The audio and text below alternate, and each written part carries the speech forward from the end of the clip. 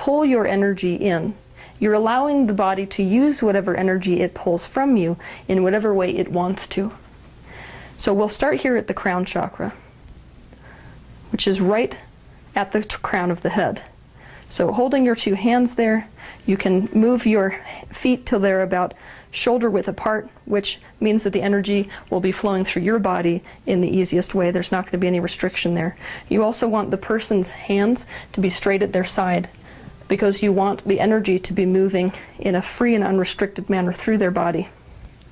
So holding your hands here at the crown chakra, you just focus on whatever you want to focus on, whether it's a healthy state of the brain or whether it's a particular color of light energy that you are holding here.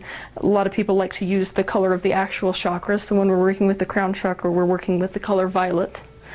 So you want to visualize whatever you want to visualize here, whatever works for you, and just let the person utilize this energy. When the person is done soaking up the energies through this particular chakra, you'll start to feel a kind of a resistance, or else emotionally you'll get a feeling of completion. That's your indication that it's time to move on to the next chakra. The next chakra you want to work on is the third eye chakra, which is the sixth chakra. It's located right in the center of the forehead, above the eyebrows. So yet again, you're putting your hands here and you are visualizing whatever it is that comes to you to visualize. And you're allowing the person's energy to suck your energy in and use it however the person wants to use it. The chakras are all associated with organ systems.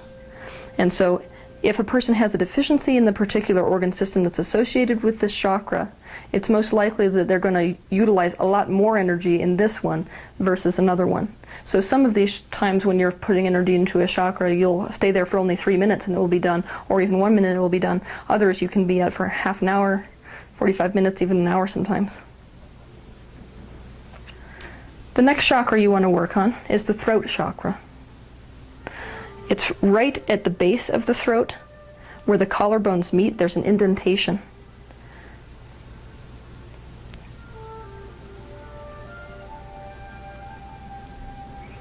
Again, this is the abridged version. If I was doing an actual healing session on Kirsty here, instead of using her as a demonstration, I would be spending much more time on each chakra.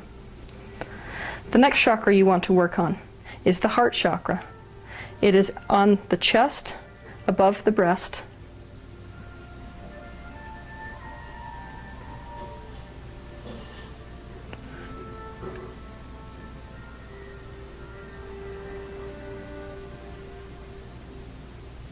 The next chakra that you're going to work on is the solar plexus chakra. If you trace the ribs, the solar plexus is right below the apex of where those ribs meet, so it's below the sternum, above the belly button.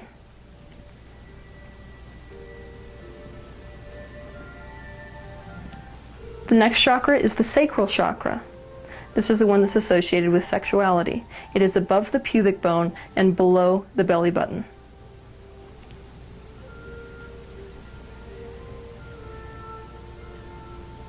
If you wish, when you're doing this, you don't need to leave your hands in one space on top of the body. You can move your hands in a circular motion. Clockwise is best.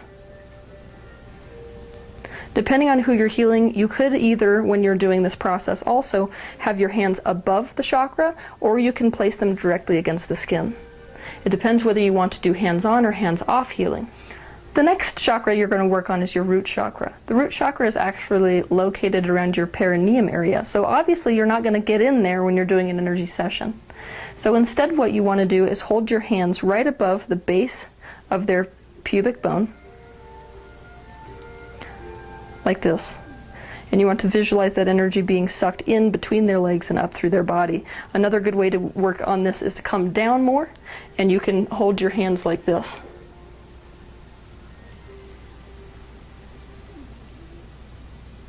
Traditionally, those are the 7 major chakras that people associate with the human body. In reality, there are many more chakras. Some that extend past the head, some that come into the arms and the legs and the bottom of the feet. It's just when you're talking about basic chakras, and this is Energy Healing 101. Those are the main chakras that you're going to work with. Again, if you want to use color associated with your mental process of this particular energy healing modality, which I've just shown you, then I'm going to go over the color which is associated with each one of these chakras so that you can use it in tandem with that chakra to the best of your ability. The crown chakra is associated with an intense violet color, that's purple. This third eye chakra is indigo, that's a blue-purple color. The throat chakra is blue. The heart chakra is associated with green. The solar plexus chakra is used with yellow. The sacral chakra is orange, and the root chakra is red. It's okay for you to use any color relative to any of the chakras, contrary to popular belief. But most often, these chakras respond the best to the energy, color of the energy, which they are associated with. And it's perfectly fine for you to use any hue within that range. So when we're working with the throat chakra, say, you can use a dark blue, a light blue, whatever type of blue you want to use. You're not restricted with energy work as much as you would think. Once you have done that process in the body, you can ask the person if there's a specific location, maybe you knew it before they even showed up for the appointment. You can ask them if there's a specific area which they want you to focus on, a point which they're feeling pain or experiencing some negative symptom. After you've done your work with the chakras, you can focus on any specific problem which the person has come to you with. So let's say that Kirsty here had come to me with pain in her elbow. I could address this in multiple ways. The first way is by sandwiching the problem in a field of energy. I could focus specifically on a type of light or something which I would like to diffuse this area with, to cause it to resonate with the frequency of something like a golden or a white light. Or I could visualize what I want that area to look like. What you want to do when you're working with any kind of pain is to chase the pain. It's natural that when you take your energy to a specific area like this, that the energy is going to move up or down the meridians, usually down. And so if I'm working on this particular area, it's quite common for the pain suddenly to shift down the arm, more towards the fingertips or towards the wrist. What you want to do anytime the pain moves is to chase the pain. So you want to then move your arms down. Let's say if the pain shifted to a wrist, you want to move that location, move to that location. You could also focus on sweeping the energy. So imagining that that energy that you are now putting in is going through her arm, I could sweep the energy down, out her arm. You will intuitively know where the meridians are in the body. You don't need to learn that from me. So when you're working on something like the shoulder, you might intuitively just feel like the energy should move down the arm. Trust that intuition. Another way you can go about addressing pain is by localized energy work. So you could utilize 2 fingers, 1 finger, or 3 fingers.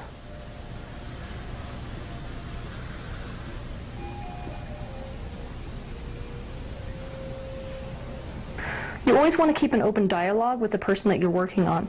It's more difficult when you're using animals. That takes more of your own intuition to know what it is that's going on with them. But with people, you can have an open dialogue so that your patient or whoever you're working on can tell you what they're feeling in their body, whether the energy is changing, whether the pain has moved. It's going to help you know where to go next. If at any time during your energy session you start feeling a staticky sensation on any part of your body, especially your hands, that's the indication that you're starting to adopt the vibration which they are offering.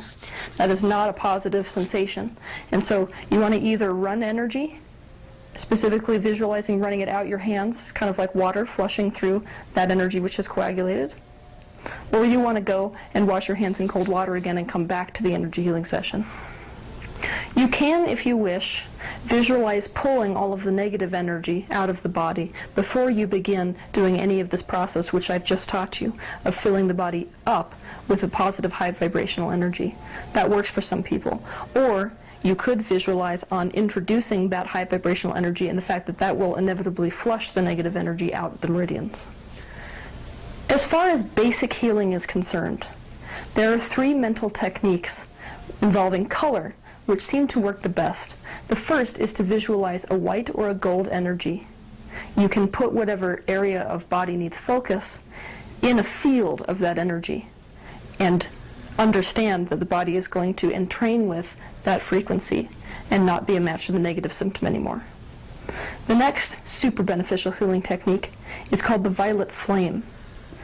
What you visualize is a very violet color of fire, and you can visualize pulling it in through the body or to in a localized area, and you can visualize that fire burning up any negative energy that might be there, so that all it leaves behind is the improved and high vibrational state. The third super beneficial color use is a blue-green light, a calming and repairing light. You can visualize this blue-green energy in any area that you're working on,